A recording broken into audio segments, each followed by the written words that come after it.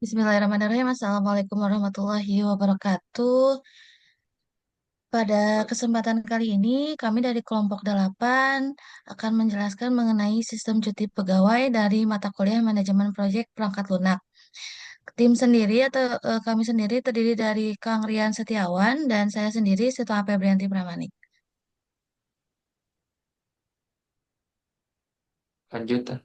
Oke, dalam presentasi kali ini kami akan menjelaskan mengenai sistem cuti pegawai yang dimana terdapat ada Project Carter, ada Work Reconstructor atau WBS, ada Grand Chart, ada Network Diagram, ada manajemen biaya, kemudian ada juga manajemen kualitas dan sumber daya manusia yang terakhir adalah manajemen resiko.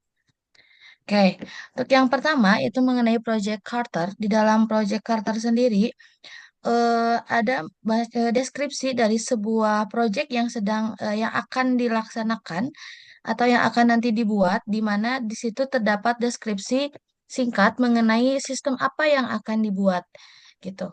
Jadi project Carter itu adalah merupakan perencanaan tim yang mengetahui gambaran sistem yang akan dibangun dari mulai deskripsi project, kemudian ada tujuan juga, sampai dengan ringkasan dari si project itu tersebut.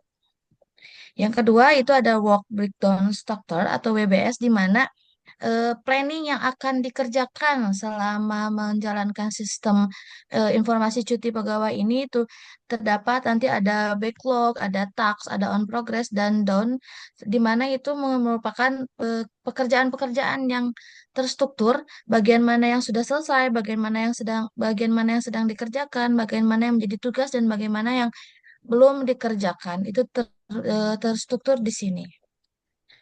Oke, untuk selanjutnya ada Gantt chart yang akan disampaikan oleh Kang Rian. Kepada Kang Rian, mangga dipersilahkan. Oke. Jadi Gancat adalah alat bantu visual ya yang digunakan untuk menjadwalkan seluruh aktivitas dalam proyek secara kronologis. Dalam Gancat, setiap aktivitas digambarkan dalam bentuk bentang horizontal yang menunjukkan waktu mulai mulai dan waktu selesai dan dari setiap pekerjaan. Nah, apa sih fungsi dari Gantt chart ini? Yang pertama adalah mengetahui urutan pekerjaan tugas, lalu mengontrol keterlambatan dan melihat tugas yang berjalan secara paralel. Lalu untuk contohnya, jika tugas A dimulai pada tanggal 17 Juli dan selesai pada 21 Juli, maka bar Gantt chart-nya akan membentang selama 5 hari. Bila tugas B dimulai setelah A selesai, maka barnya akan muncul setelah A berakhir. Nah, untuk kesimpulan dari Gantt tersebut adalah Gantt manajemen proyek dapat memastikan setiap tugas berjalan sesuai jadwal serta mengambil tindakan cepat bila terjadi keterlambatan. Next deh. Nah, di sini terdapat network diagram. Apa sih network diagram? Network diagram adalah untuk menggambarkan alur logis dan ketergantungan antara aktivitas proyek. Setiap node atau titik mempresentasikan sebuah aktivitas dan panah di antaranya menunjukkan hubungan dan urutan kerja. Nah, contohnya pada diagram aktivitas B dari node 1 ke 3 memiliki durasi 15 hari diikuti. Oh, next deh. Nah, untuk contohnya ini pada diagram aktivitas B dari node 1 ke 3 memiliki durasi 15 hari. Nah, diikuti oleh node E selama 5 hari lalu G selama 5 hari juga sehingga ke titik akhir node 9-nya memerlukan durasi totalnya yaitu 25 hari. Karena ini jalurnya terlalu lama maka disebut juga jalur kritis. Oke, lanjut deh. Nah, di sini juga terdapat manajemen biaya. Sebelum membuat manajemen project ya, harus membuat dulu BOQ. Nah, saya di sini beserta Teh Istitoa membuat BOQ untuk membuat project sistem cuti pegawai. Nah, di antaranya yaitu terdapat poin 1.1 yaitu analisis dan perancangan sistem. Nah, di sini juga analisisnya itu mengerucut ya, seperti studi kebutuhan dan wawancara user, lalu ada penyusunan dan dokumentasi requirement atau SRS, lalu ada desain UI UX dan flowchart, lalu ada pengembangan aplikasi seperti pembuatan front end, pembuatan back end, lalu pembuatan hak akses user dan admin dan seterusnya. Nah, di sini juga terdapat satuannya seperti sesi, lalu dokumen, lalu file. Contohnya yaitu untuk studi kebutuhan dan wawancara user, satuannya yaitu sesi, harga satuannya yaitu 500.000 ya. Untuk volumenya yaitu 5, berarti ini 5 sesi ya, 5 pertemuan. Totalnya itu adalah 2.500.000. 3 hari untuk durasinya 3 hari. Nah, di next deh. Oke, nah di sini juga saya membuat manajemen biaya ya untuk yang lebih rincinya. Jadi di sini saya membuatnya dengan Microsoft Project, dengan bantuan Microsoft Project ya. Jadi rincinya itu gimana sih? Nah, di sini terdapat total durasinya ya. Jadi total durasinya saya membuat aplikasi sistem cuti karyawan ini di total-total itu 27 hari ya, yang dimulainya dari hari Rabu, Tuesday, dan selesainya pada tanggal 12 ya. Nah, untuk total biayanya yaitu untuk pengembangan aplikasi sistem cuti pegawai itu totalnya itu 15.800.000. eh Bisa di next. Oh. Nah, ini juga sama ya. Ini sebenarnya dari yang atas cuma kepotong aja. Next deh.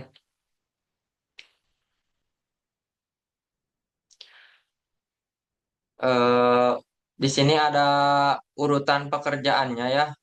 Nah, di sini saya urutan pekerjaannya itu sesuai ya dari yang paling atas seperti studi kebutuhan dan wawancara, lalu setelah itu lah ke penyusunan dokumen requirement atau SRS, lalu ke desain UI UX dan flowchart, lalu ke pembuatan front end, lalu pembuatan back end, lalu pembuatan hak akses dan user admin, dan validasi dan penghitungan hak cuti. Nah, ini juga masih yang tadi ya, cuma kepotong. Nah, dilanjut uji fungsionalitas sistem dan yang terakhir adalah pembuatan laporan dan panduan manual. Oke, next deh. Oke, mungkin penjelasan selanjutnya akan dijelaskan oleh Teh Istitoa. Oke. Yang selanjutnya itu manajemen kualitas dan sumber daya manusia berdasarkan analisis histogram. Jadi, histogram manajemen kualitas dan sumber daya manusia itu nama proyeknya adalah sistem cuti pegawai, di mana budgetnya itu di 15.800.000 dan periode pengerjaan itu dari 17 Juli sampai dengan 12 Agustus 2025, di mana total taksnya itu ada 10 taks atau 10 pengerjaan. Durasi proyeknya 27 hari, kemudian total sumber daya manusianya itu di 15 orang. Rata-ratanya berarti per pekerjaan itu adalah 2,7 hari. Oke. Yang pertama itu histogram berdasarkan distribusi task atau hari pengerjaan, di mana kita bisa melihat dari diagram tersebut mayoritas task atau pekerjaan yang 4 hari berdurasi berdurasi 1 sampai 2 hari itu ada 4 task atau empat pekerjaan. Task terpanjang itu ada di pengembangan aplikasi di mana 16 hari pengerjaan dan yang terakhir menunjukkan breakdown work yang baik. Jadi distribusi pengerjaan per harinya itu bisa dibilang sesuai dengan yang dibutuhkan gitu. Jadi yang paling lama itu di durasi dalam pengerjaan pengembangan aplikasi yang sebanyak 16 hari. Kayak untuk yang histogram kedua itu ada di alokasi sumber daya yang per taksnya itu berdasarkan sumber dayanya, di mana 60% taks dikerjakan oleh satu orang, yang 20% taks membutuhkan 3 orang, dan yang terakhir ada distribusi SDM, berarti cukup seimbang kesimpulannya. Jadi memang yang 60 taks ini efisiensi tinggi hanya dikerjakan oleh satu orang. Oke, yang selanjutnya berdasarkan distribusi budget per kategori, di mana total budget itu kan di 15.800.000, fase development menyerap budget terbesar di mana sekitar di 300 sampai dengan 10 juta 10 juta 450 ribu. Kemudian alokasi, kesimpulannya alokasi sesuai dengan kompleksitas task. Jadi memang sesuai budgetnya, tidak melenceng gitu. Yang keempat, histogram berdasarkan metrik kualitas proyek di mana fase planning itu di 7 hari sebesar 26%, kemudian fase development itu 16 hari 59%, di mana fase ini diperlukan perhatian khusus karena memang tingkat krusial atau tingkat eh, kesulitannya memang ada di fase development, dan terakhir adalah fase testing itu hanya 4 hari dan 15% dari total histogramnya. Oke, untuk yang terakhir ini analisis beban kerja berdasarkan orang perharinya, di mana sebagian besar taks beban rendah sedang, artinya tidak ada yang cukup rumit, tapi satu taks beban tinggi yang perlu monitoring, artinya perlu penanganan khusus, perlu evaluasi yang tinggi, dan perlu sistem monitoring yang baik sehingga dalam pekerjaan itu bisa terrealisasi atau terselesaikan dengan baik sesuai dengan alokasi waktunya. Oke, jadi untuk yang analisis timeline task-nya, yang fase planning itu 7 hari, kemudian fase development 16 hari, dan fase testing itu 4 hari, di mana itu dalam sebuah diagram terdapat ya untuk yang utilitas sumber dayanya bisa dilihat di sini. Jadi ada yang 2 orang, ada yang 3 orang, tergantung dari pekerjaan atau taks yang akan dikerjakan. Kemudian kesimpulannya dari analisis resiko kualitas dan sumber daya manusia itu, resiko tinggi itu terdapat di fase development yang sebanyak 16 hari itu membutuhkan monitoring ketat untuk kualitasnya. Jadi memang titik titik krusialnya itu berada di fase development. Jadi membutuhkan benar-benar perhatian khusus dari semua sistem keseluruhan dalam proses perencanaan dan sampai dengan produk jadinya. Kemudian resiko sedang itu ketergantungan taks sekuensial dapat menyebabkan delay. Artinya kalau misalkan satu taks mandek istilahnya, nanti taks berikutnya tidak bisa terkerjakan, itu ada di resiko sedang.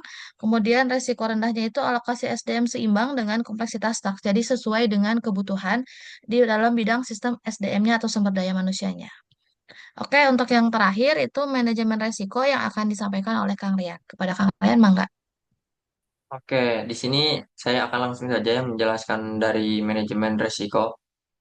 Terdapat beberapa tabel ya. Yang pertama adalah jenis resikonya yaitu user pegawai HRD lambat memberikan kebutuhan sistem. Nah, apa sih dampaknya? Yaitu bisa proyeknya itu tertunda.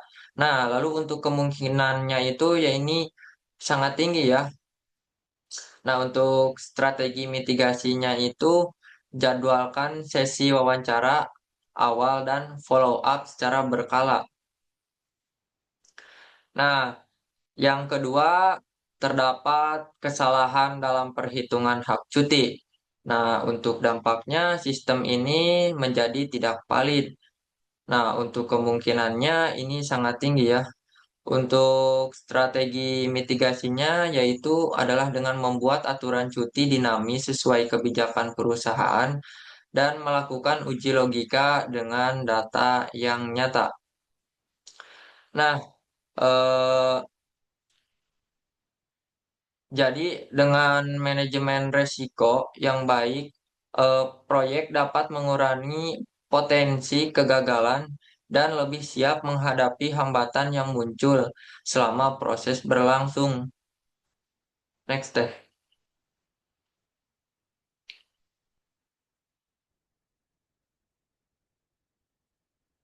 Nah, jadi dengan melakukan manajemen resiko, eh, sistem yang dibuat di ini, sistem cuti yang sistem cuti akan membuat sistemnya itu menjadi terstruktur ya, tidak acak-acakan ya kalau bahasa itunya.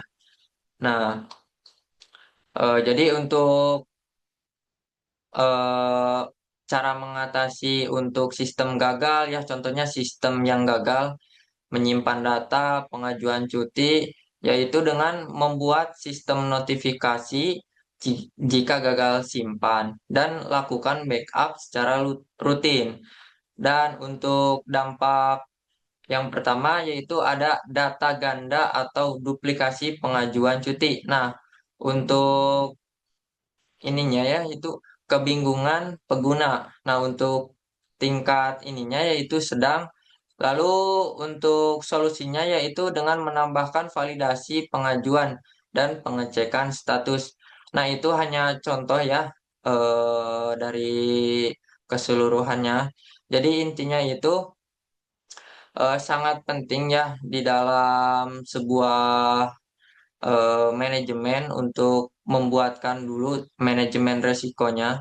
Karena dengan manajemen resiko kita akan mendapatkan eh, mengurangi mengurangi kegagalan dari hambatan-hambatan yang muncul pada saat proses berlangsung. Mungkin itu saja yang saya bisa jelaskan. Selebihnya saya akan kembalikan lagi ke Teh Istiqomah. Oke, baik. Jadi dari mulai proses perencanaan, kesimpulannya dari pembuatan sistem informasi cuti pegawai ini, dari mulai perencanaan hingga produk jadi itu sudah di-planningkan, sudah direncanakan, sudah dibuat secara terstruktur dari mulai analisis manajemen resikonya, manajemen biayanya, kemudian dari planning-planning awalnya, penjelasan singkatnya, dan analisis kebutuhan-kebutuhan lainnya sudah dipaparkan tadi. Dan ini untuk tujuannya hanya satu, untuk meminimalisir segala hambatan dan resiko dari pembuatan sistem ini. Mungkin sekian dari presentasi dari kelompok 8 mengenai eh, manajemen proyek perangkat lunak sistem cuti pegawai yang bisa disampaikan. Terima kasih atas perhatiannya. Mohon maaf apabila ada salah-salah kata dari kami. Terima kasih. Wassalamualaikum warahmatullahi wabarakatuh. Waalaikumsalam.